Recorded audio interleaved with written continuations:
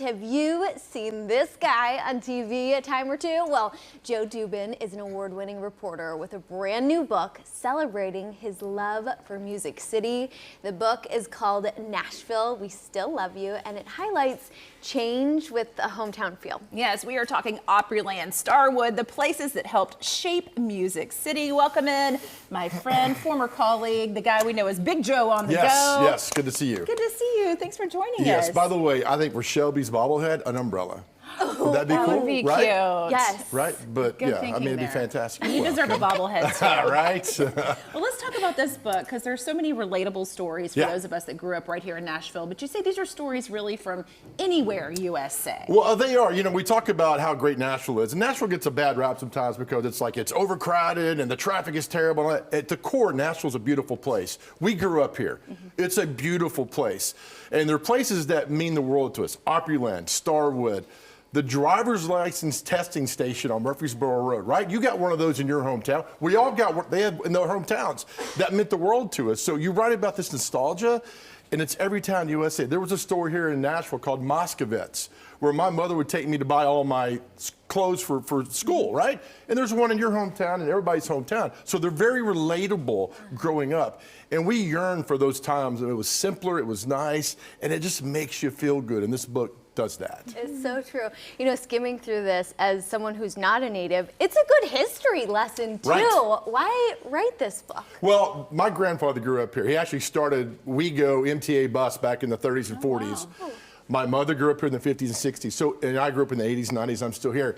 It changes, right? So my grandpa's Nashville is not my mother's Nashville, it's not my Nashville. So the history needs to be here with the Opryland and the Starwood and these special places that we grew up knowing. So that's why this book is took off. And I wanted people to know at the core, it's still an absolutely beautiful, wonderful city and will always remain the same no matter what happens with the pedal taverns taking over our town and everything. It doesn't matter. Nashville is still beautiful, and that's why I wanted to write the book. Well, you're so true in saying that we all do yearn for that nostalgia, the way when things were more simple. Right. You said that so many folks have reached out to you about this book. Were you surprised at how well it's been received? Shocked. I thought I would sell 10 copies, like my brother would buy 8 of them, and I'd go buy 2 of them. That's what I thought. And I was in line at 7-Eleven in Hermitage, and this guy walks up to me and says, "Hey, I bought 5 of your books for I have no idea who this guy was." He goes, "I couldn't stop reading." He goes, "Parts about the Opryland and Starwood really made me cry." And he's very genuine about the story about that, because we all miss those 2 places. But it was the other ones about the shopping stores. And there's a place here in town that we all used to go to in the 80s and 90s called Bennigan's. It was the best happy hour. Gay, straight, black, white, young, old, it didn't matter. Everybody went to Bennigan's for happy hour, and then we all went to our separate places.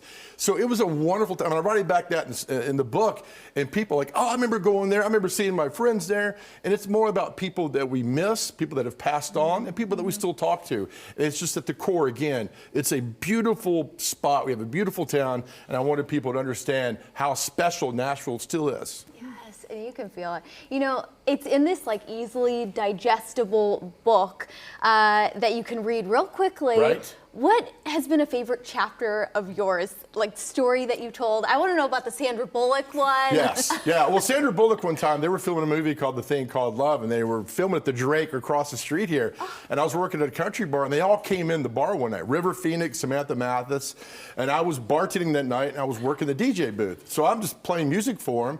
And then Sandra Bullock comes in, and I had no idea who she was. She hadn't been in any really big movies then.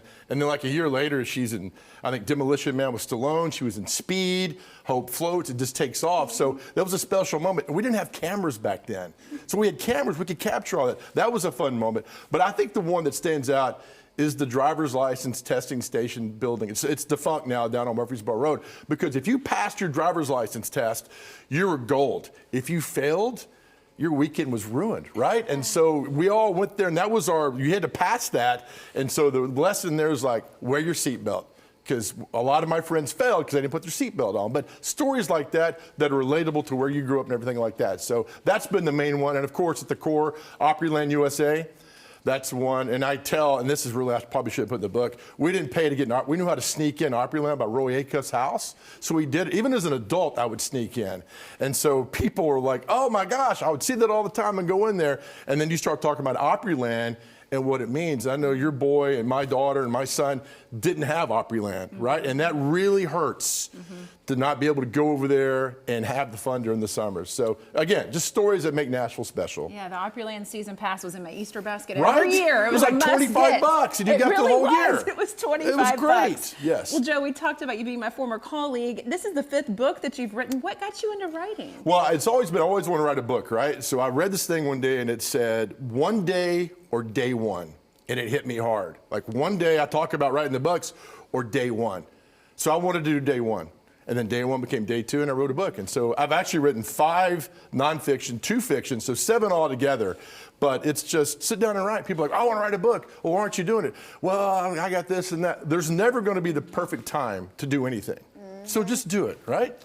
Day one or one day, you decide. Oh my God, I'm gonna write that quote Right? down. It's Thank you very simple. much, Joe Yeah. Dubin. Okay, question. Yes. From everything in years past, what would you bring back? What's the one thing that you would bring back today? I think Starwood would be the one because it was out in the middle of Antioch. We all went there. We all saw some great bands.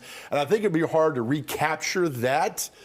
That to me, that's the one because we all came together for music and some great bands that were out there. That's the one I'd bring back.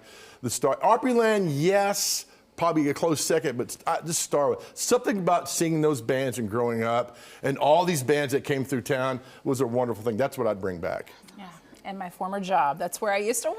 Right? Yes, Good that was times. fun times. Yes. Well, what's next for you, Joe? Are you working on another book? Yes, I am. I said the 2 fiction books I've written. I hopefully get those published within a year. Please try to get that done. And just keep doing the radio shows going great. I do it with Chase McCabe. And you guys, I host the cow milking contest that you guys win every year. You don't rig it either, right? Do it. We Right, win you that win. fairly. You walk in, you legitimately win the contest, and we hand you the trophy, and so you do a great job. Hey, but we're I want to say focused. real quick, you started when I was here, right? And I think people need to know how hard you work, how passionate you are, how much compassion you have.